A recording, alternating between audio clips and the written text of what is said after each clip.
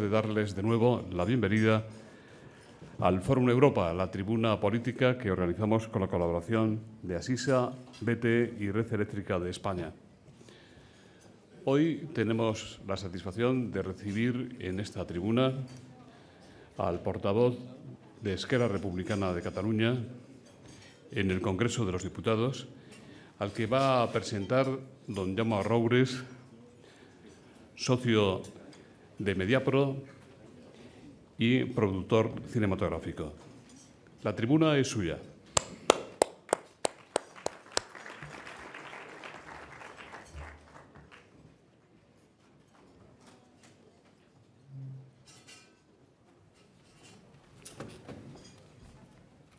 Buenos días.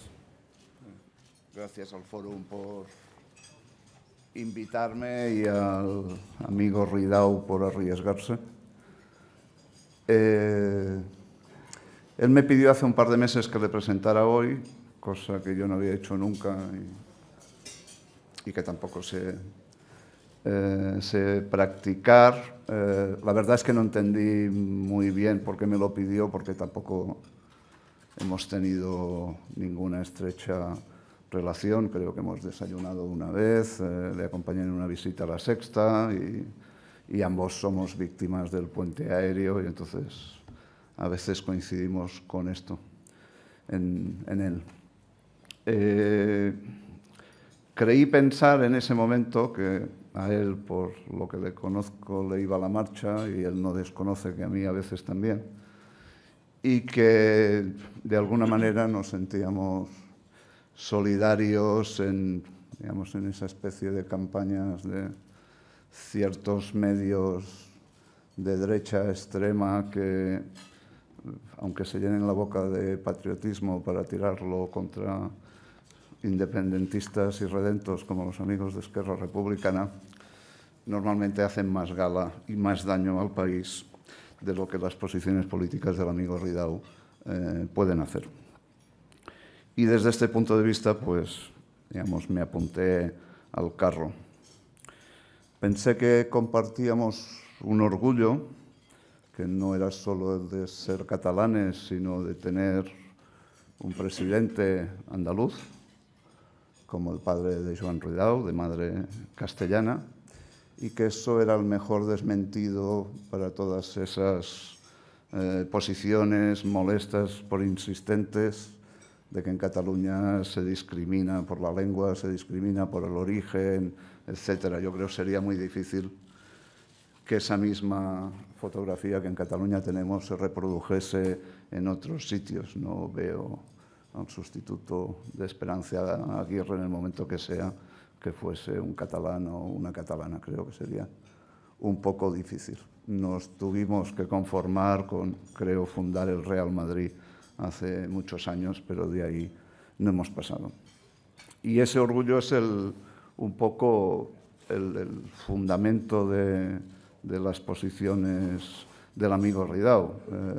Yo no soy independentista, pero comparto con él no solo la necesidad, sino el derecho que tiene el pueblo catalán de expresarse sobre cómo quiere que sea su futuro.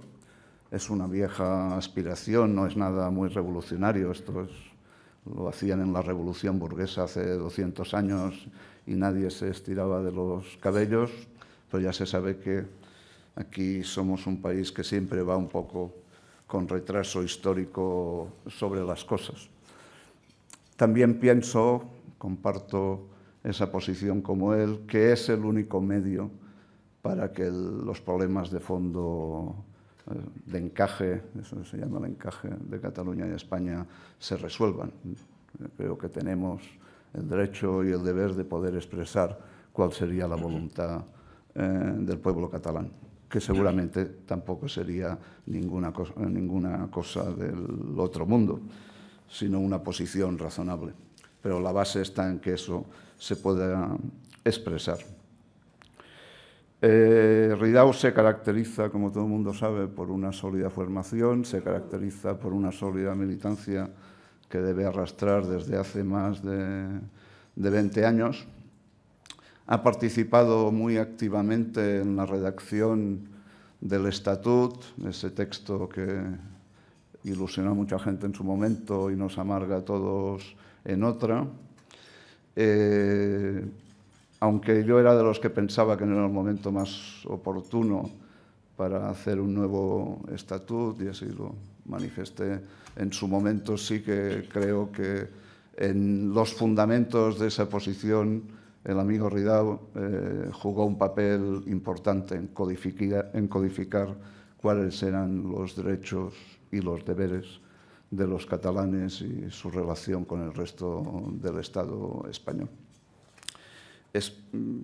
Ridao, como ustedes saben, es licenciado, es doctor, es profesor, es dirigente, es portavoz, y todo el mundo le ha reconocido siempre, yo diría como a los otros representantes de Esquerra en el Congreso de los Diputados, unos razonamientos profundos, educados, pero al mismo tiempo contundentes. Muchas veces se nos quiere hacer ver que los independentistas catalanes son aborígenes que salen de cuevas, de lugares remotos, y como ustedes pueden comprobar, pues son hijos de ciudadanos de pueblos del Estado español, con consistencia, con estudios y además con perspectiva, con amor para su país, que al final es de las cosas más importantes. Yo soy de los que espero que esos fundamentos teóricos y políticos que tiene el amigo Ridao alguna vez se puedan volcar en ayudar a sacar a la izquierda de ese marasmo ideológico en el que se mueve, en una situación en la que en España y en Europa, en una Europa en declive, esta claridad sería muy importante. No tengo mucho más que decir, yo creo que ustedes están aquí para escucharle a él y estoy seguro de que no les va a defraudar en absoluto. Muchas gracias.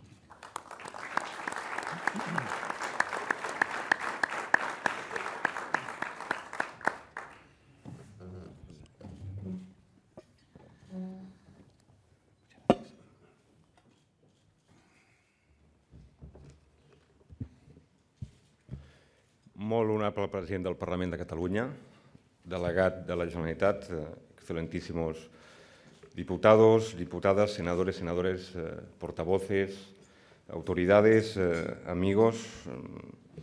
Quiero principiar esta intervención con el capítulo, digamos que protocolario, pero no por ello menos sincero, lógicamente agradeciendo la invitación amable del Fórum Europa, así como también las amables palabras de presentación del amigo Jaume Roures, ¿no? Quisiera hoy hablarles fundamentalmente de dos cosas, básicamente por razón del tiempo que se me ha dispensado. Básicamente dos cosas como la profunda crisis económica que nos embarga en estos momentos y evidentemente también una cuestión a la que hacía alusión Jaume Roures, como es el desenlace agónico del proceso estatutario catalán, que son dos elementos que constituyen no solo cuestiones que interactúan entre sí, sino que además creo que han levantado un telón de fondo borrascoso, muy complejo, que arropa todo el escenario político, no solo catalán, sino también español. En lo económico vivimos tiempos, y perdonen el tópico, pero tiempos que el celebrado sociólogo polaco Bauman, por cierto, flamante premio Príncipe de Asturias, ha venido a definir como la era de la modernidad líquida, ¿no?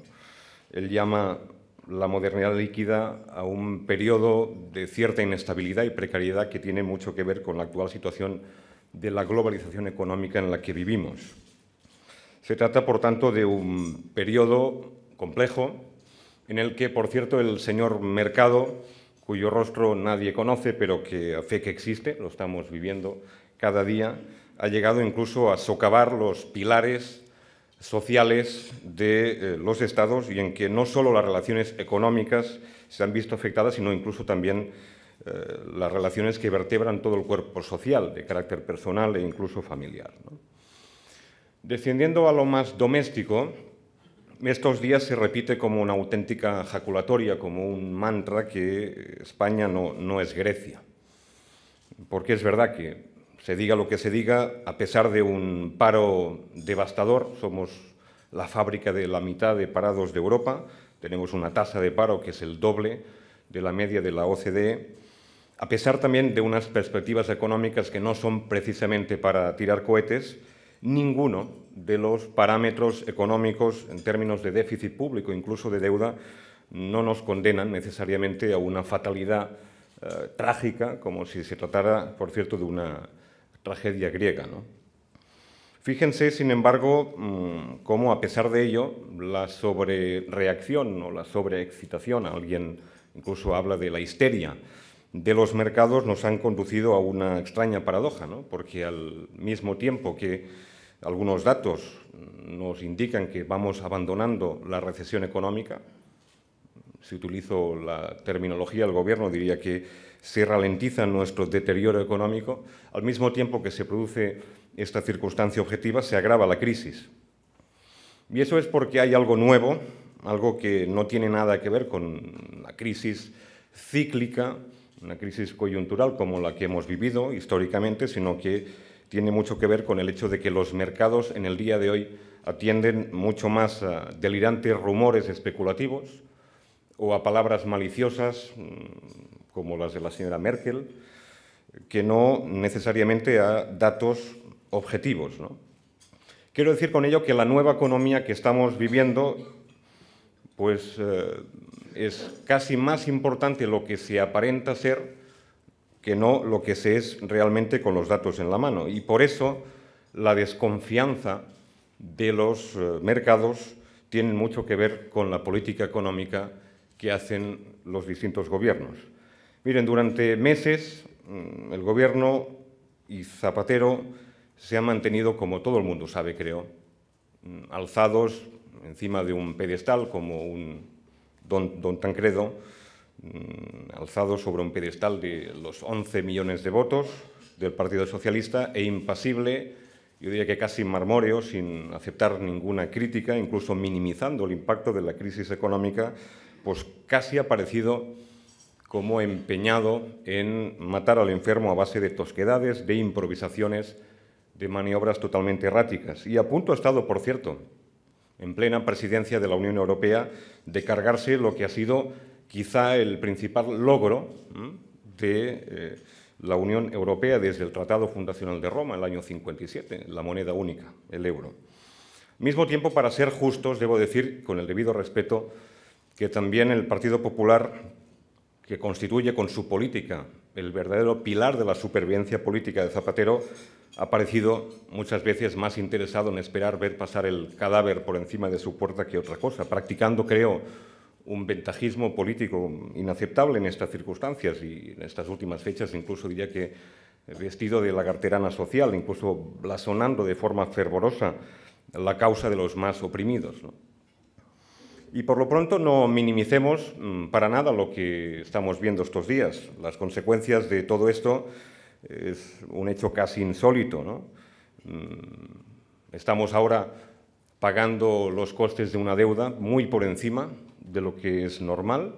El diferencial del bono español con el bono alemán son casi, no sé el último dato, pero eran 240 puntos básicos hace muy poco tiempo. Estamos pagando el doble de intereses de la deuda en relación a hace escasamente 2 meses. Quiero decir con ello que puede ser muy bien que los ingresos adicionales que vengan como consecuencia de una subida del IVA a partir del mes de julio se vayan por el sumidero del pago de los intereses de la deuda y, por tanto, el gozo de la ministra de Hacienda va a quedar francamente en un pozo. ¿A dónde quiero llegar con ello? Pues quiero llegar al hecho de que ante este siniestro carnaval de auténticos zombies, de boxeadores noqueados que van dando golpes al aire, pues ciertamente los que han acabado mandando son los mercados que, por cierto, paradójicamente son los mismos gurús, los mismos sumos sacerdotes del modelo neoliberal que nos han llevado a este auténtico desastre. Verbigracia, la reforma laboral que estamos discutiendo, de la que luego quisiera hablar un poquito, si me permiten, una reforma necesaria, largamente postergada, pero impuesta en estos momentos por la necesidad imperiosa de enviar un mensaje de confianza a los mercados. Hasta el propio presidente del Gobierno ha dado al traste con su política social, que era el pilar básico incluso de su oferta electoral, y este es el signo de nuestros tiempos, ¿no? Por tanto, los estados modernos en este momento no son suficientemente poderosos para lograr que los intereses económicos se plieguen a los deseos políticos de la comunidad. La gran cuestión política contemporánea y no resuelta es, pues, si hay alguna fuerza política nacional o transnacional, incluso se entiende, que pueda por sí mismo contener la auténtica marea de la globalización desenfrenada del capital, teniendo a su disposición únicamente los mecanismos, los instrumentos propios de un Estado, digamos, tradicional. En segundo lugar, la crisis económica que sufrimos no es una crisis más, no es una crisis coyuntural, no es una crisis imputable exclusivamente a los desajustes acumulados durante la fase alcista del ciclo económico, no es que esté en crisis solo el modelo de la desregulación, de la exuberancia de productos financieros descontrolados, de la especulación inmobiliaria, de la privatización salvaje incluso de servicios públicos, o incluso aquella idea tan thatcheriana o reaganiana de que el Estado no es la solución, sino es el problema, sino que realmente lo que está en cuestión y en crisis es el modelo mismo. En la larga historia del capitalismo moderno ha habido una constante, como es la articulación permanente entre el Estado y el mercado, pero en los últimos años, ahora mismo, el mercado funciona solo, va solo e incluso en muchas ocasiones, como estamos viendo, contra los mismos Estados. Por tanto, el dilema, como le he oído decir en alguna ocasión al presidente del Gobierno, es si el Estado regula al mercado o es, a su vez, el mercado el que regula al Estado. Y eso yo creo que genera desconfianza, o para decirlo en términos al uso habitualmente, desafección hacia el propio sistema democrático. En la esfera política produce desafección e incluso despierta los sueños de la razón populista. Por tanto, yo creo que es necesario un nuevo orden económico mundial, pero como eso se escapa, digamos, al objetivo no solo de esta modesta intervención, sino incluso de lo que podemos hacer desde aquí, creo que al menos hay que sacar algunas conclusiones y algunas lecciones de este batacazo que ha supuesto la crisis económica en el Estado español y en Cataluña. En primer lugar, el error que ha supuesto el desprecio hacia la economía productiva, este modelo de crecimiento económico basado en la especulación, en el dinero fácil del ladrillo, la avaricia también del sistema financiero y también una socialdemocracia gobernante contaminada de liberalismo y que nos ha traído una política económica que es continuista de la política que ejercían gobiernos anteriores de signo neoliberal y conservador. En segundo lugar, hay que aprovechar, como se ha dicho en alguna ocasión, esta crisis para propiciar los cambios en este modelo económico de crecimiento, no esperar el arrastre de las locomotoras europeas y no conformarse, no resignarse en ningún caso a ocupar una posición de vagón más o menos acomodado en el concierto europeo. Hasta hace poco creo que España no se ha visto como una parte del problema. Creo que sinceramente no se ha puesto los deberes y el Gobierno socialista ha actuado con un simple cálculo egoísta. ¿Para qué adoptar medidas de austeridad? ¿Para qué hacer ajustes? ¿Para qué, en definitiva, erosionar su imagen y para, en definitiva, tener las calles limpias? En tercer lugar, dicho esto, se necesitan sacrificios y ajustes, pero equitativos y, además, con un mínimo sentido de la justicia social. Hace muy pocos días leía una entrevista con Paul Krugman que calificaba de masoquista, utilizaba, y cito textualmente la expresión, la manía del ajuste fiscal, e incluso recomendaba a los Estados Unidos que se aislara de esa tendencia por parte, sobre todo, de esa insaciable Bruselas que ayer, anteayer mismo, exigía nuevos ajustes, más ajustes a los que ya ha tomado el Estado español. Las medidas de austeridad, digámoslo claro, representan en este momento una vuelta a la economía pre-keynesiana y, por tanto, a la auténtica victoria de los halcones antidéficit, ¿no? Creo que se trata de un auténtico calvinismo económico muy al gusto de Alemania, con drásticos recortes mezclados con promesas de, digamos, de mejora de la competitividad, de bajos salarios, de fácil despido, pero todo ello es extremadamente peligroso y además puede conducirnos a una etapa de largo estancamiento económico. Porque si bien es cierto que esconder y no dar es irresponsable y puede tener consecuencias funestas, no debemos olvidar, lo hemos dicho repetidamente, que esta crisis, sobre todo esta última fase de la crisis o esta segunda crisis de la vulnerabilidad de nuestra deuda, tiene mucho que ver no solo con la especulación, sino también con el sobreendeudamiento privado, particularmente el de nuestro sistema financiero, y por tanto no pueden pagar justos por pecadores. Y el objetivo de esta crisis debe ser salir más reforzados, debe ser el crecimiento económico y también la creación de empleo, y no seguramente alcanzar determinados objetivos de estabilidad económica que todavía está por ver si los podemos alcanzar. En ese sentido, la pregunta es, y no es retórica, ¿hay alguna alternativa ante esta situación? Yo creo que sí. En primer lugar, en eso coincidimos, hay necesidad de apostar por sectores económicos productivos con valor añadido. Hay que ajustar las tuercas también al sistema financiero. No puede ser que después de haber afianzado con casi 100.000 millones de dinero público a los bancos y a las cajas, con un fondo de reestructuración del sector, todavía no fluye el crédito para familias y empresas. Hay que impulsar también un cambio en el modelo energético y hay que mantener la inversión productiva en un capítulo fundamental sobre el que poca gente habla en estos momentos cuando se habla del plan de ajuste, como es la inversión productiva. Y además, en segundo lugar, la reducción del gasto no debe ir necesariamente o exclusivamente a costa del gasto social, porque el problema del déficit que estamos padeciendo ahora no es consecuencia o imputable solo a los incentivos fiscales que el Gobierno ha ido desarrollando en estos últimos meses, sino que tiene que ver, en primer lugar, con una administración auténticamente elefantiásica. El diferencial de productividad del sector público español en relación a la media de la Unión Europea es casi del 6%. Empezamos esta actual legislatura con 14 ministerios, tenemos 17. Con 2 vicepresidencias y tenemos 3. En segundo lugar, quiero recordar que el despilfarro de la repartidora populista del Gobierno socialista a base de cheques, pero también a base de unos planes de inversión local con muy poco valor añadido, han tenido un coste económico importante, de casi 30.000 millones de euros que ahora faltan en caja. El problema de nuestro déficit no solo son estos excesos, sino que también tiene mucho que ver con unos ingresos raquíticos.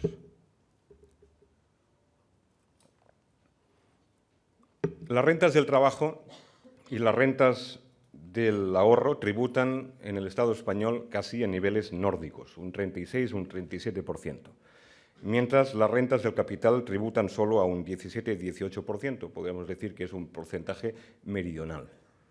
Y esto no es lógico, esto no es normal.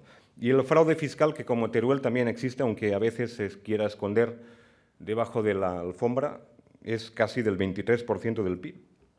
Somos el principal balneario fiscal de Europa, después, por cierto, de Grecia y por delante incluso de Italia, que tiene evidentemente, como ustedes saben, una larga tradición en ese sentido. Y, por tanto, en este contexto hemos propuesto, y no quiero ahora extenderme, con el resto de la llamada izquierda parlamentaria, una alternativa fiscal progresiva, equitativa, y no, por tanto, un simple parche coyuntural con un supuesto impuesto para los más ricos, que no es otra cosa que un intento de repintar esa maltrecha fachada progresista del Gobierno socialista. Y, por cierto, hablando de reformas, ahora estamos en plena discusión de una reforma laboral. Hace 2 años que venimos pidiendo todos una reforma laboral.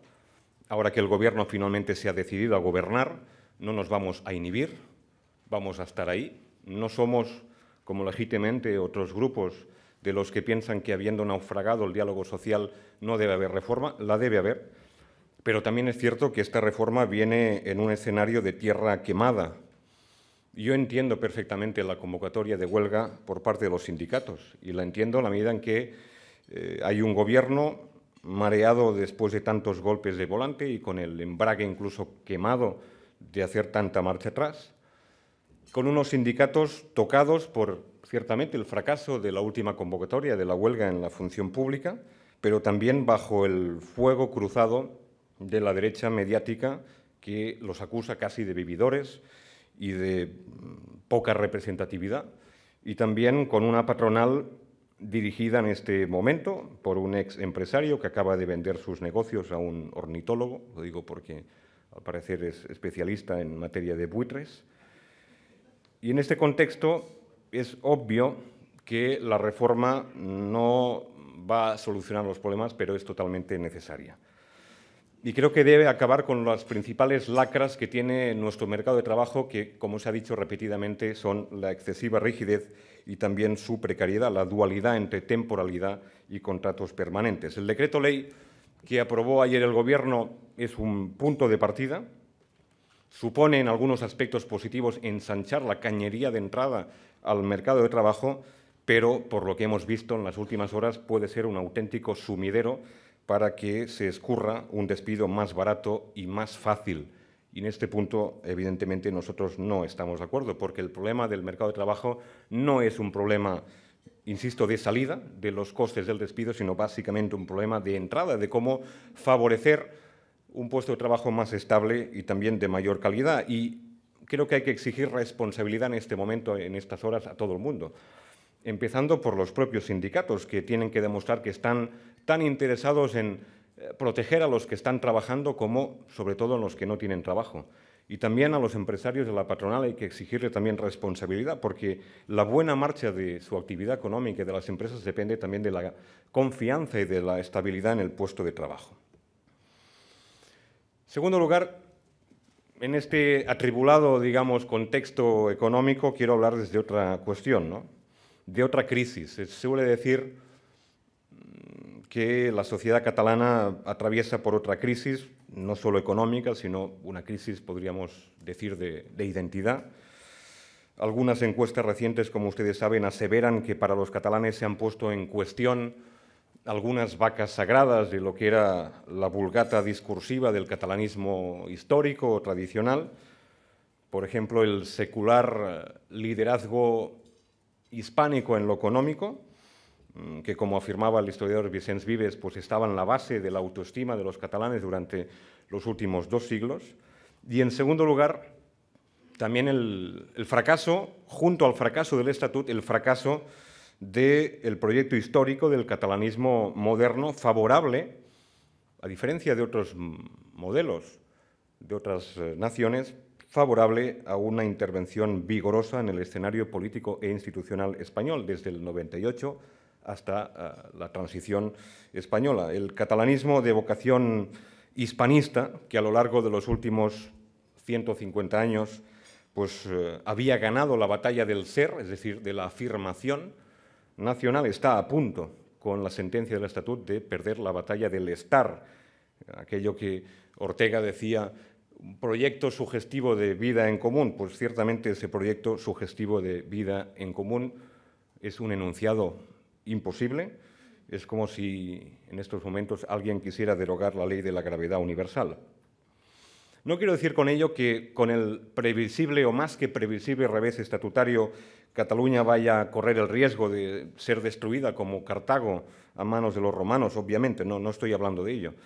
Es más, después de siglos de anulación política, incluso después de haber superado la más negra de las Españas bajo la capa de una dictadura militar como la de Franco, que no fue capaz de desviar de su trayectoria histórica al catalanismo, además de que la historia demuestra que nunca, quizá el catalanismo ha sido lo suficientemente fuerte como para imponer su modelo alternativo de España, pero tampoco el Estado español ha sido lo suficientemente fuerte como para evitar un pulso democrático como el que puede haber dentro de pocas fechas.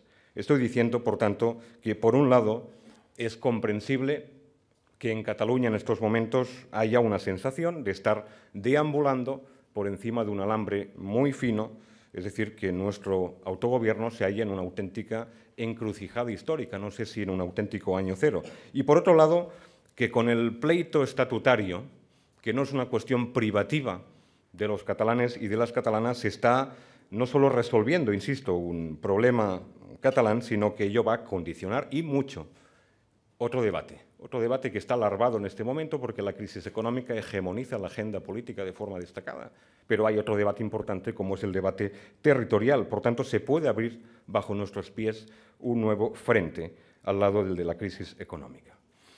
No en vano, las demandas catalanas de mayor autogobierno, creemos sinceramente, y en eso creo que hay una coincidencia básica por parte de todas las fuerzas políticas y de la sociedad civil en Cataluña, esas pretensiones han recibido como respuesta no solo una fuerte tentación de involución autonómica.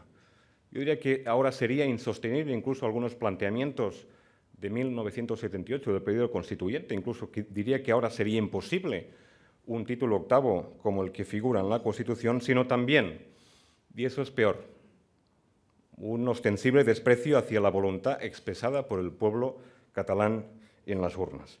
Y ello nos ha llevado a una auténtica impugnación en este momento del modelo autonómico por parte de amplios sectores de la sociedad catalana. No se puede minimizar en este momento el hecho de que, según distintas encuestas, entre el 30 y el 37% de los catalanes hacen una opción muy clara por la independencia.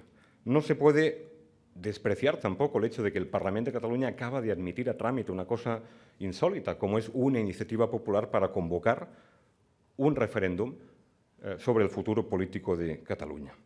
Porque el proceso estatutario ha demostrado para mucha gente que la España democrática no es o no ha sido capaz de desplegar un lúcido entendimiento entre el centro y la periferia basado en la equidad y en el reconocimiento mutuo y también del carácter plurinacional del Estado. Pero, en segundo lugar, que persiste todavía, después de tantos años, una dificultad atávica para interiorizar la pluralidad del Estado. Es decir, esa profunda convicción, yo diría que casi castellanocéntrica de la vida, que tiene mucho que ver con lo que Menéndez Pidal y el propio Américo Castro decían, ¿no? Es decir, España es fuerte cuando es fuerte el centro, pero no cuando es fuerte su periferia. Pero dejando de lado, y con ello voy acabando, el más que previsible desenlace del Estatut dentro de poco, a manos del Tribunal Constitucional, ¿qué es lo que nos ha traído también hasta aquí? Pues, en primer lugar, una oposición frontal que yo lamento muchísimo de la derecha política española, que ha exhibido su rostro más genuino estos últimos años. Una derecha liberal autoritaria, sobre todo en materia de política territorial. En segundo lugar, tampoco hay que despreciar esa diaria algazara de la derecha mediática que proyecta a diario un pensamiento excluyente e incluso distorsionado, como si se tratara de un espejo cóncavo de aquellos que hay en el Tibidabo de Barcelona. En tercer lugar, la persistencia también, digamos todo, de una catalanofobia que es un recelo atávico hacia todo lo catalán, que ya forma parte casi como un hecho constitutivo, como un hecho normal de la cultura política española. Y finalmente también, ante todo este complejo panorama, una izquierda española que ha hecho marcha atrás y que ha sido incapaz de cumplir su promesa en relación al Estatut de Cataluña. Y eso, por cierto, hablando de la izquierda española, creo que ha sido un craso error. Creo que es un error porque, en términos históricos, siempre la izquierda española ha podido gobernar en España de la mano del catalanismo, y lo demuestran distintos ejemplos históricos: la Primera República, el Pacto de San Sebastián e incluso, diría, el acuerdo del Gran Pacto de la Transición Política. Es como en estos momentos si la izquierda española hubiera llegado a la conclusión de que corre el riesgo de quedar desprovisto de un lenguaje movilizador ante la persistencia de fenómenos nacionalitarios en Euskadi, en Cataluña, de modo que ha decidido finalmente dejar lastre y renunciar a la defensa del Estatuto o del proceso de paz en Euskadi. Y así se entiende, por cierto, que hace muy poco, en las últimas fechas, el propio presidente del Gobierno haya dado la estocada final, afirmando que da ya por concluida su fase, digamos, de descentralización política. Zapatero recordaba, por cierto, en el Senado hace pocos días al propio José María Aznar con su célebre segunda transición, que no era otra cosa que cerrar a cal y canto el Estado autonómico, que, por cierto, siempre se había dicho que por definición era un modelo abierto y flexible. Y en este contexto el Tribunal va a dictar una sentencia, y no tengo ninguna duda que será una sentencia que será o mala o muy mala. A la vista, evidentemente, de lo que se dice, lo que se filtra, las posiciones, diría que casi impúdicas, de algunos de los miembros del tribunal. No ignoro que en este contexto, en la antesala de esa sentencia, alguien ha dicho y se ha exigido públicamente respeto hacia las reglas del juego, pero es que las reglas del juego, señoras y señores, son iguales para todo el mundo. Quiero decir que el proceso estatutario, recuérdese, fue una síntesis de orfebrería muy delicada. Fue una síntesis porque, por un lado, era mitad derecho y, por la otra, mitad concesión. Es decir, era producto de un acuerdo con un procedimiento, por cierto, singular para las llamadas comunidades históricas, en que no decidían solos una parte, pero tampoco la otra parte. Y, por tanto, el acuerdo debía surgir de un pacto político entre Cataluña y España y luego sometido también a referéndum popular. Por tanto, ¿qué valor tiene ese pacto político alcanzado? ¿Qué valor tiene, en definitiva, la voluntad popular si un tribunal constitucional, con unos problemas evidentes de falta de legitimidad, aplasta la voz del pueblo y de sus legítimos representantes? Cuando un tribunal, en estas circunstancias que todo el mundo conoce, se atreve a alterar sustancialmente el texto del Estatut, no solo niega el derecho a decidir, sino que además modifica los términos de ese pacto e impone de forma unilateral los límites al margen de las instancias políticas representativas y también del pueblo catalán que votó favorablemente este Estatut. Y, por tanto, no se extrañe nadie de que el mismo Jordi Pujol hubiera exclamado recientemente de que creo que mucha gente está cargada de razón si pide la independencia abiertamente, o que el propio Pascual Maragall haya pedido volver nuevamente a las urnas, o que el presidente Montilla recientemente haya alertado una vez más de que las cosas nunca volverán a ser exactamente iguales, solo por poner algunos ejemplos, en este caso en boca de los últimos presidentes de la Generalitat. En este contexto, y con esto sí que acabo, hay quien cree que es posible una nueva oportunidad. Yo soy francamente escéptico, creo que no. Además, hay una circunstancia nueva sobrevenida que no existía hace algunos años, y es que la modernización social y económica de España ha servido para superar ese, digamos, nacionalismo español de expresión castiza, incluso arcaizante, para adoptar una formulación más moderna, puesta al día, elaborada. Es ese neocentralismo constitucional que denuncia no solo la fragmentación del Estado, sino incluso los excesos de la territorialización del poder político. Solo hay que leer, por cierto, el manifiesto fundacional de un partido emergente, el liberal progresista, el de la señora Rosa Díez, digámoslo claro, para darse cuenta cómo ese españolismo de nuevo cuño, moderno y rabiosamente centralista, por un lado, alerta sobre los peligros de una cierta asimetría entre territorios y de la desigualdad entre los españoles por supuestos privilegios de las imaginarias imposiciones lingüísticas, falso de toda falsedad. Y, por tanto, en este momento se han quedado en Cataluña los catalanes, los partidos políticos sin defensas dentro del marco institucional español. Y esta es la conclusión a la que podemos llegar. Por tanto, no se entiende todavía hoy en España que la felicidad democrática de muchos catalanes pasa porque se puedan autogobernar en primera persona. Y además de que hay que tener presente que este proceso de reforma estatutaria es solo la punta del iceberg de todo un puñado de aspiraciones, sobre todo de orden económico, incluso en materia de infraestructuras, que han recibido como respuesta y superando todo lo racional un sonoro y abrupto golpe de puerta. Y me refiero, por ejemplo, al hecho de que las élites españolas no dieran ninguna importancia al boicot comercial del cava. Me refiero a cómo fue recibido con desdén la OPA de gas natural, recuerden, antes alemana que catalana, o cuando, por cierto, un partido político muy importante se atrevió a recoger hasta 4 millones de firmas en mesas petitorias con la excusa del Estatut, pero en cualquier caso dando una serie de manifestaciones de catalanofobia desatada que todos pudimos ver por las distintas televisiones. Se ha producido, por tanto, como dice el presidente de la Generalitat, un desgarro sentimental. Es verdad, pero no es lo más importante, porque se ha producido, para mí, un auténtico engaño histórico en relación con el Pacto de la Transición. Y, en tercer lugar, se ha producido una cosa más grave, desde mi punto de vista, porque Esquerra hizo una apuesta estratégica para alargar la mano a la izquierda española para ir transitando gradualmente hacia un escenario de mayor poder político y autogobierno desde 2004 para acá. Y es el fracaso del perfeccionamiento federal del modelo autonómico que debería llevar aparejada la famosa España plural de Zapatero.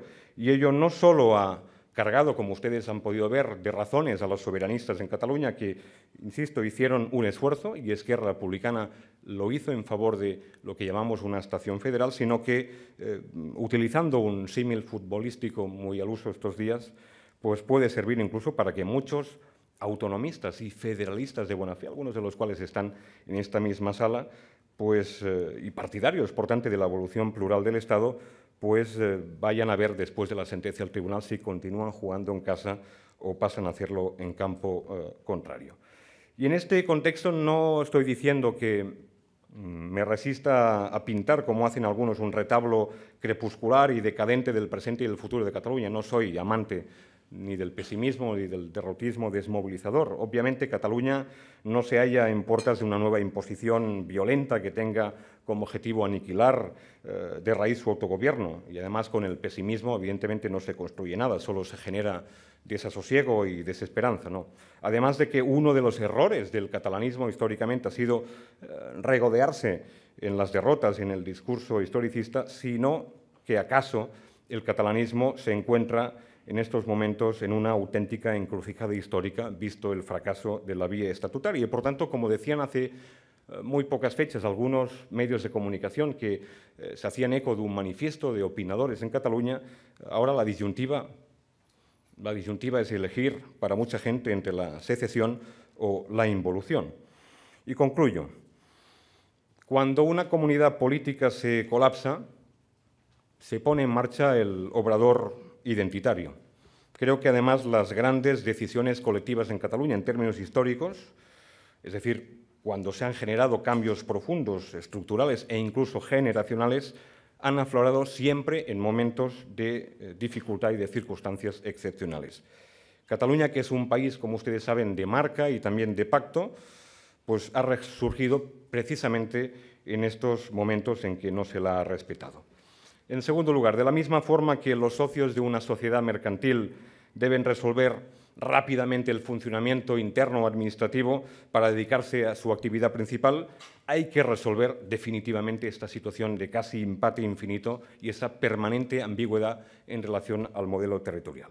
Y, en tercer lugar, padecemos una crisis económica profunda y está en juego no solo la prosperidad económica, sino también el propio estado del bienestar. Es necesario, como he dicho, un auténtico cambio de paradigma económico. En este contexto, creo que la izquierda, sobre todo la izquierda con responsabilidad de gobierno, aparece averiada, sin brújula, sin programa. Cada vez es más difícil distinguir entre las políticas de derecha y de izquierda. La izquierda parece, en España, conformarse con paliar las consecuencias de los desmanes de la derecha y, por tanto, si desaprovecha esta crisis, va a costarle muchos años de relevo político. Y su vacío, además, y eso es más preocupante, lo va a llenar pues distintos discursos populistas de distinto pelaje.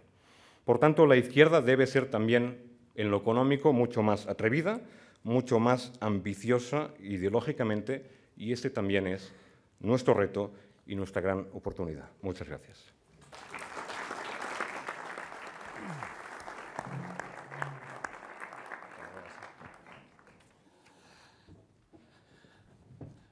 Muchas gracias,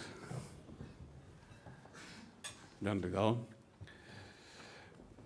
Vienen muchas preguntas para usted y también muchas preguntas para el señor Roures. Y yo, de parte del señor Roures, quiero decirle a los periodistas que él les atenderá al final del desayuno para contestar a sus cuestiones, a las que han llegado y a otras. Dice que si ustedes se organizan un poco, seguramente sí. Bueno, hay varias preguntas sobre la reforma laboral. Le preguntan qué impresión tiene sobre el desenlace en el Parlamento del proyecto de reforma laboral Esquerra mantiene su predisposición a apoyarlo. ¿Cree que el texto refleja, entre comillas, discos solicitados, es decir, pretensiones o propuestas de CiU, incluso del PNV, en orden a conseguir finalmente sus apoyos? ¿Ve más probable el apoyo de CiU que el del PNV? Bueno, aquí están todos los partidos políticos en la Cámara representados. Así que ustedes, con permiso del señor Ridao, considérense libres de intervenir para apoyar o para disentir la intervención del representante de Esquerra. Sí, sí, por favor. Bien, llevamos 2 años, lo he dicho ya, exigiendo, reclamando una reforma laboral que ataje no solo la rigidez del mercado de trabajo, sino también su excesiva dualidad. Y ahora que el Gobierno, aunque sea tarde, mal, incluso diría que acuciado por los mercados, se ha decidido a gobernar, nosotros no vamos a escurrir el bulto. Yo creo que hemos exhibido una actitud constructiva, dialogante estas últimas fechas. Incluso diría que somos el único grupo político que ha presentado una propuesta detallada, articulada. En segundo lugar, precisamente porque la paternidad de la reforma corresponde en este momento exclusivamente al Gobierno, pues que ha decidido aprobarlo por decreto ley con la máxima celeridad, lógicamente deberá llevarlo al Parlamento y deberá conseguir los necesarios apoyos parlamentarios que no tiene. En ese sentido, no puede el Gobierno exigirnos un acto de fe. No puede tampoco imponer, como ha hecho, un decretazo, un recorte social que afecte a derechos, que ha afectado a derechos de pensionistas, de trabajadores públicos, etcétera, etcétera. Y en ese sentido estamos, evidentemente, a la expectativa, y ya hemos dicho claramente que hay una línea roja infranqueable, como es que quede claro que el problema del mercado de trabajo no es un problema de salida, de costes del despido, sino básicamente un problema de entrada. He visto en el decreto ley aprobado ayer algunos cambios notables en relación al texto que muy amablemente me hizo llegar el ministro este último fin de semana, y algunos cambios que, francamente, no nos gustan nada. Y hay un cambio clarísimamente y un endurecimiento de la posición del Gobierno en relación al despido, creo que sucumbiendo claramente a los intereses de la patronal, no sé si de algún otro grupo político también. Por ejemplo, se institucionaliza el despido coyuntural, hay incluso un despido preventivo en algunos casos. No solo se vincula casi a las pérdidas el despido por causas objetivas o económicas, sino también por una simple situación negativa de la empresa, y eso colisiona claramente con un objetivo que nosotros nos hemos marcado, y es vincular el despido económico solo al hecho de que se ponga en dificultad la viabilidad de un proyecto empresarial. Hay también un cambio sustancial en el silencio administrativo positivo en los expedientes de regulación de empleo. Hay incluso una marcha atrás en la flexibilización e incluso hay una cuestión que nos preocupa, como es la práctica universalización del contrato de fomento, la contratación indefinida de 33 días de indemnización, lo cual, lógicamente, a nosotros no nos gusta porque creo que será la puerta de entrada para una mayor precarización del mercado de trabajo. Por tanto, si el Gobierno quiere alcanzar no solo el apoyo de Esquerra, sino, digámoslo claro, una cierta coartada progresista para esta reforma laboral, deberá esforzarse mucho. Y es cierto, y respondiendo a una de las cuestiones que se ha formulado, que es posible que el Gobierno se haya venido a incorporar algunas cuestiones que atienden a alguna demanda legítima de algún grupo político, aunque incompatible con los planteamientos de Esquerra, ¿no? Creo que hay cuestiones que había planteado Convergencia y Unió en relación a las empresas de trabajo temporal, hay incluso alguna cuestión relativa a la representatividad sindical de ámbito territorial, que creo que obedece también a intereses de algún otro grupo político, etcétera. Es posible que el Gobierno tácitamente, aunque nadie ha verbalizado su posición en relación a la reforma, ya haya incorporado de facto algunas de estas cuestiones, ¿no? Pero déjeme decir también que veo y aprecio un excesivo tacticismo en relación a la reforma laboral. Nosotros no hemos mezclado ninguna carpeta.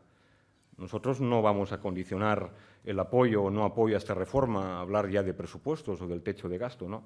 Entre otras cosas porque para que demos apoyo al presupuesto el Gobierno debería dar la vuelta como a una media a toda su política económica, ¿no? Por tanto, ya se puede prefigurar un escenario contrario a las cuentas del Estado para el año que viene. No, pero hay otros grupos que sí lo han hecho y, por tanto, habrá que esperar en definitiva, la negociación que el Gobierno haga con otros grupos, también con nosotros, para ver cuál es nuestra posición final. Pero, insisto, hoy estamos mucho más lejos de dar apoyo a esta reforma que no estábamos ayer mismo. ¿Cree usted que el PP se va a quedar sin argumentos de peso para votar no? ¿Pesarán más sus intereses de derribar a Zapatero? ¿Le interesa al PSOE que el PP mantenga su posición negativa una vez que asegure los apoyos suficientes de otros partidos? Bien, no sé qué va a hacer el PP porque he leído en los medios absolutamente todo, desde una posición abiertamente contraria hasta una abstención e incluso un voto favorable, no lo sé. He dicho antes y reitero ahora que me parece que la posición del Partido Popular como alternativa política al PSOE no ha sido a lo largo de la crisis una actitud constructiva. Creo que ha habido un exceso de cálculo egoísta y partidista. Y, por tanto, no sé ahora mismo qué es lo que va a hacer el Partido Popular. Yo diría incluso que ha habido una cierta usurpación del discurso de la izquierda política, en la medida en que el PP aparece ahora como el gran abanderado y defensor de los derechos sociales, que, por cierto, el propio Aznar pisoteó con la reforma de 2002. Y eso no deja de ser curioso o paradójico, ¿no? Por tanto, la posición última del PP seguramente vendrá determinada por la aritmética y por la posibilidad, en definitiva, de hacer naufragar a los intereses del Gobierno, porque yo veo ahora al Partido Popular lógicamente interesado en propiciar un avance electoral porque el contexto le es propicio, ¿no? Y, por tanto, creo que, insistiendo en el argumento de la excesiva tacticidad de los partidos políticos, también de los agentes sociales y económicos, el PP se va a inclinar no tanto por el contenido de la reforma, que me temo mucho que les gusta, sino porque la votación sea en unos términos que le favorezca políticamente. ¿Qué es posible, señor Ridao, un escenario de anticipación de las elecciones? Pues dependerá, evidentemente, de la posibilidad del Partido Socialista de alcanzar acuerdos, sobre todo con los presupuestos del año que viene. Hay un reto, diría que inminente, con el debate del techo de gasto el mes que viene. Eso prefigura un escenario digamos, de posibles apoyos al presupuesto del año que viene. Si aritméticamente Zapatero es capaz de sumar apoyos en el Parlamento, no tengo ninguna duda de que el presidente del Gobierno no tiene ninguna intención de convocar elecciones. Creo que el tiempo juega a su favor en la medida en que las encuestas no le son nada propicias, ¿no? Y, por tanto, la pregunta casi no me la tiene que dirigir a mí, ni diría que incluso al propio Zapatero, sino a otros grupos políticos que ya han manifestado su intención de apuntalar a este Gobierno. Déjeme decir que, en cualquier caso, a Esquerra no es que le convenga la continuidad de Zapatero, no, es que sabemos que la alternativa a Zapatero y al PSOE se llama Partido Popular y esa alternativa a nosotros no nos gusta mucho. Como tampoco no nos gusta nada un planteamiento que ya ha hecho algún otro grupo político legítimamente, como sería una eventual moción de censura en el Parlamento. Se sabe que en nuestro sistema una moción de censura es constructiva y supone que necesariamente debe haber una alternativa y un programa y un candidato alternativo. Y es posible que en este momento todo el mundo se ponga de acuerdo en contra del Gobierno, pero lo más difícil es que todo el mundo se ponga a favor de la alternativa. Si la alternativa se llama Mariano Rajoy, evidentemente a Esquerra no le interesa para nada. El director de la agencia de noticias Erimedia, José Manuel González Huesa, dice: España no es Grecia, pero no terminan los rumores sobre sus riesgos. ¿Es necesario un nuevo ajuste para reducir el déficit? ¿Qué medidas considera usted imprescindibles? Hoy es la reforma laboral, pero ¿qué hacemos con las pensiones? ¿Es necesario el copago sanitario? Vamos a ver. Europa le ha dicho a España que debería hacer los deberes y, por tanto, adoptar medidas de ajuste y de austeridad, cosa que nosotros no negamos. Otra cosa es que Europa no le ha dicho exactamente a Zapatero lo que debería hacer. Creo que una reforma laboral es y era necesaria, pero no es necesario un ajuste como el decretazo social con un recorte, por cierto, por importe de 1.500 millones de euros para congelar las pensiones. ¿Qué es lo que se debería hacer? He planteado una alternativa modestamente que pasa no solo por poner el acento en el recorte del gasto improductivo, que tiene que ver con reducir también el gasto de la propia Administración, que tiene que ver también con un gasto más eficiente en materia de infraestructuras, digámoslo claro, el modelo radial centralista de kilómetro cero, que todo empieza y acaba en la Puerta del Sol del AVE, va a llevar el tren de alta velocidad, si nos descuidamos, a casi cada capital de partido judicial. Eso no es eficiente. Y, finalmente, la alternativa pasa no solo por el recorte del gasto, sino también por los ingresos. Hemos planteado, como he dicho antes, una alternativa de tipo fiscal que pasa por elevar el tipo marginal máximo del IRPF del 43 al 46%, porque se bajó como consecuencia de una contrarreforma fiscal del Partido Socialista. Hemos planteado también restituir el impuesto de patrimonio para las grandes fortunas, a partir de 100.000 euros de patrimonio. Hemos propuesto un tratamiento más adecuado de la SICAP. Hemos planteado también recuperar el IVA para bienes suntuarios o de lujo y hemos hecho una estimación de lo que puede suponer en cuanto a ingresos esta reforma fiscal, que, como ustedes han visto, no es rupturista ni revolucionaria, que podrían ser prácticamente 8.000 millones de euros. Pensiones. Siempre en el marco del Pacto de Toledo hay que ver lo que se puede hacer. Quiero decir que es necesario ir hablando de esta cuestión. Se ha dicho repetidamente que hay que diversificar el sistema de fuentes. Se ha dicho que es necesario también que se ponga coto a esas prejubilaciones casi obscenas, sobre todo para empresas que tienen grandes beneficios. Son temas que, lógicamente, habrá que abordar. Pero quiero decir que también la Seguridad Social tiene un superávit este último año de 62.000 millones de euros. Por tanto, quiero decir que no es una cuestión urgente que deba resolverse en las próximas fechas. Y digo esto porque el Gobierno ya veladamente ya ha amenazado, de alguna forma, en que la próxima reforma dura va a ser las pensiones y, evidentemente, en estos términos no estamos de acuerdo. Estamos de acuerdo en ir hablando y hacerlo, por cierto, en el marco del Pacto de Toledo, que fue un acuerdo que alcanzaron partidos y agentes sociales y económicos en 1995. Creo que fue un gran acuerdo. Le preguntan también, señor Ridao, ¿qué le parece la campaña preelectoral que mantiene Artur Mas, que ha incorporado escenarios muy modernos y tecnológicos para explicar sus compromisos y propuestas? En clave soberanista, anteayer dijo que no toca ahora el referéndum sobre la independencia de Cataluña, pero que sí apoyará la convocatoria de una consulta sobre la instauración de un concierto en línea con el vigente en Euskadi y en Navarra. Y le preguntan qué le parece esta posibilidad y esta estrategia de CiU. Bueno, no sé exactamente cuál es la estrategia de CiU, porque tan rápido están arriba en la montaña como abajo en el llano. Es, por cierto, mutatis mutandi, la misma estrategia que desarrolló con el debate estatutario. Primero elevó el listón, mientras la gente de Esquerra de buena fe miraba a lo alto que estaba el listón y decíamos, ¿quieres decir? Luego pasó por debajo y llegó el primero a la meta, alcanzando un acuerdo con nocturnidad con Zapatero. Por tanto, ese es el sino y un poco la constante también de la actitud de CiU en muchas cuestiones. En segundo lugar, nosotros defendemos el derecho a decidir, entre otras cosas porque es un derecho inalienable y democrático. Creo que cualquier proyecto político colectivo, si lleva aparejado una amplia mayoría social, pues todo es posible. Y, por tanto, en Cataluña, cuando haya esa mayoría social y sea posible consultar al pueblo, creo que nadie puede oponerse en términos democráticos. Y, finalmente, cuando ayer Mas dijo que el pueblo de Cataluña no es suficientemente maduro como para ser consultado a las urnas, me recuerda lo que en 2001 dijo Aznar después del batacazo en las urnas en Euskadi, cuando PSE y Partido Popular fracasaron y naufragaron. Dijo, faltando al respeto, incluso tratando de menor de edad al pueblo vasco, que no estaban maduros. Pues me recuerda exactamente lo mismo. Ramón Darío Molinari dice, tras la fractura belga, ¿podría producirse la fragmentación clara del Estado español tras una muy mala decisión del Tribunal Constitucional sobre el Estatut?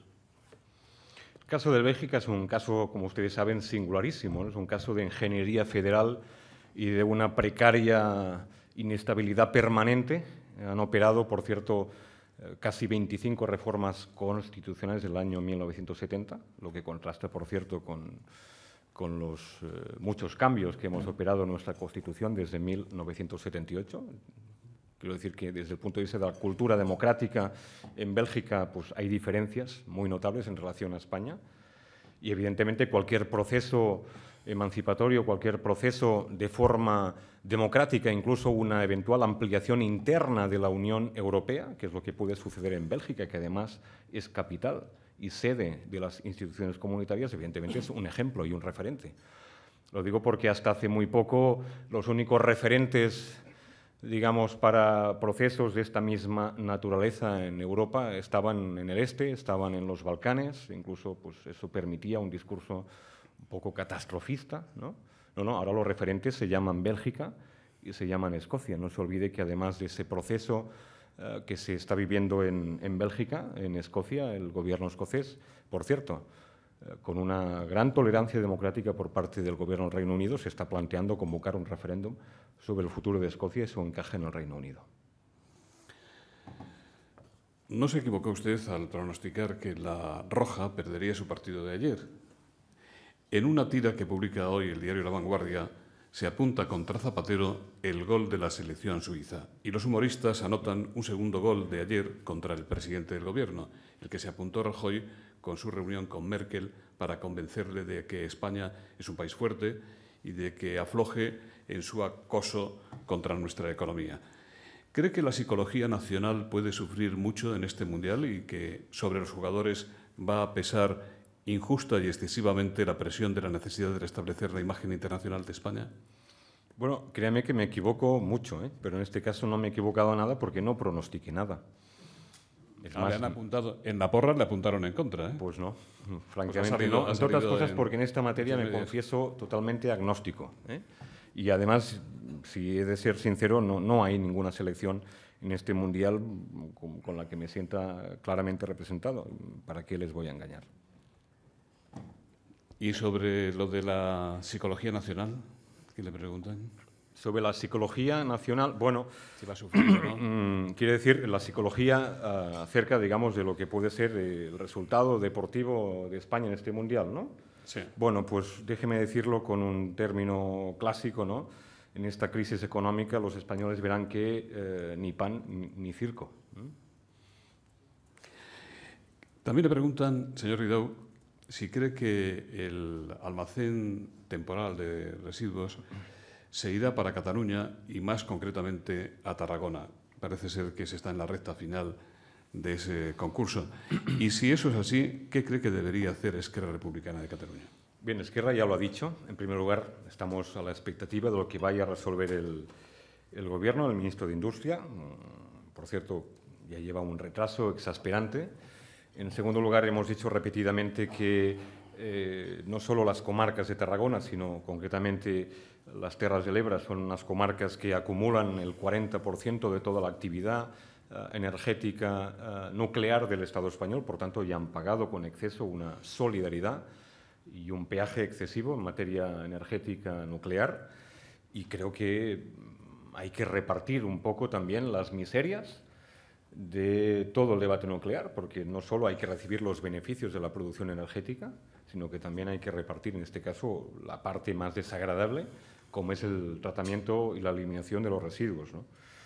Creo que el Gobierno puede acabar optando por una solución salomónica, es decir, que cada uno trate sus residuos en el territorio. Nosotros hemos dicho que mejor eso que no tener que recibir los residuos nucleares que se generan en todo el Estado. Por tanto, esa podría ser una posibilidad, pero insisto, mucho mejor el hecho de que se distribuya o se redistribuya los costes y la erosión, en este caso, de una actividad nuclear que, por cierto, nadie quiere cerca de su casa, ¿no? Usted se entrevistó ayer con los líderes sindicales. ¿Cómo vio usted a Cándido Méndez? ¿Sucumbe la UGT frente a Comisiones Obreras para mantener la unidad de acción, rota por el sindicato de Toxo en Euskadi, donde coincidirá con la huelga convocada para finales de este mes por los sindicatos nacionalistas ELA y ILA? Me entrevisté ayer y he hablado repetidamente estos días. Yo no soy nadie, lógicamente, para juzgar la decisión de los sindicatos. He expresado, además, abiertamente, lo he hecho hoy también, mi comprensión y la de Esquerra ante esa convocatoria de huelga general, que tiene mucho que ver no solo con esta reforma laboral, sino que tiene que ver con una política económica que nos ha llevado, digamos, a un auténtico desastre en materia social y, por tanto, yo entiendo y comparto la posición de los sindicatos en tanto que constituye un toque de atención muy severo al Gobierno, sobre todo en materia social y para que no sucumba a la presión, en este caso, de los intereses de la derecha. Y dicho esto, es verdad que UGT mantiene abiertamente su compromiso de unidad de acción sindical con comisiones obreras. Esa es una opción muy legítima. Entiendo, lógicamente, que no haya ningún sindicato que quiera aparecer como el sindicato del Gobierno. Eso es lógico. Pero, en cualquier caso, sin profundizar más, creo que, y eso tiene que ver con los agentes sociales y económicos, pero también con los partidos políticos, que yo lamento mucho que en este debate de la reforma laboral se impongan más intereses de tipo táctico y algún cálculo incluso egoísta y partidista que no el objetivo central de la reforma, que es su estricto contenido. ¿Cree usted que Esquerra debería abandonar el tripartito una vez que el presidente Montilla convoque las elecciones catalanas? Bueno, francamente, si ha convocado elecciones, quiere decir que son inminentes y, por tanto, seamos serios. Es decir, Esquerra tiene un compromiso solemne, como es agotar el mandato y, por tanto, pues lógicamente, cuando el presidente que entra dentro de sus potestades convoque elecciones, pues Esquerra, lógicamente, acabará su trabajo en el Gobierno y, evidentemente, concurrirá a estas próximas elecciones en Cataluña con la voluntad de hacerlo bien y obtener un buen resultado, ¿no? Entre otras cosas, piensen que el desenlace poco feliz de la anterior legislatura, a raíz del debate estatutario en que Esquerra tuvo que abandonar el Gobierno, pues es una circunstancia que a mí no me gusta ni deseo que se reproduzca. Es decir, podría darse la circunstancia de que Esquerra, después de casi 80 años de no estar en el Gobierno de Cataluña, debiera abandonar el Gobierno en 2 ocasiones consecutivas antes de acabar el mandato. Y eso, evidentemente, no entra en ninguna cabeza y en la nuestra tampoco. Ya para terminar, Miguel Gil, de La Gaceta, dice: considera, como su compañero Tardá, que Intereconomía es un altavoz del fascismo que debe ser, parece, multado. No entiendo bien la letra, pero parece que pone multado. Bueno, a mí no me gustaron nada las expresiones de al parecer, porque lo vi reflejado en los medios, de un tertuliano con unos calificativos que no me atrevo ni a reproducir en público, dirigidos contra una consejera de mi Gobierno, Marina Geli. Por tanto, deploro abiertamente esas expresiones totalmente inaceptables. En segundo lugar, quien ha tomado cartas en el asunto es el Gobierno español, porque me parece que al amparo de la ley audiovisual recientemente aprobada y el propio Ministerio de Industria es quien ha incoado expedientes sancionadores. Por tanto, no tengo nada más que expresar mi mayor respeto y que, evidentemente, pues, decidan lo que tengan que decidir, pero, lógicamente, desde el plano ético o moral, lógicamente, mi condena más enérgica por este tipo de expresiones más reproducidas en el medio audiovisual público de amplio alcance como es esta cadena de televisión. Ignacio Fernández Omala, en nombre de las entidades que patrocinan y que hacen posible este Fórum Europa, va a despedir el acto. Muchas gracias, señor Ridao. Sí, agradecerle, señor Ridao, el que ha compartido con nosotros, en nombre de los patrocinadores, British Telecom, Asís y Red Eléctrica, su sereno análisis de la situación actual y sus propuestas. Muchas gracias.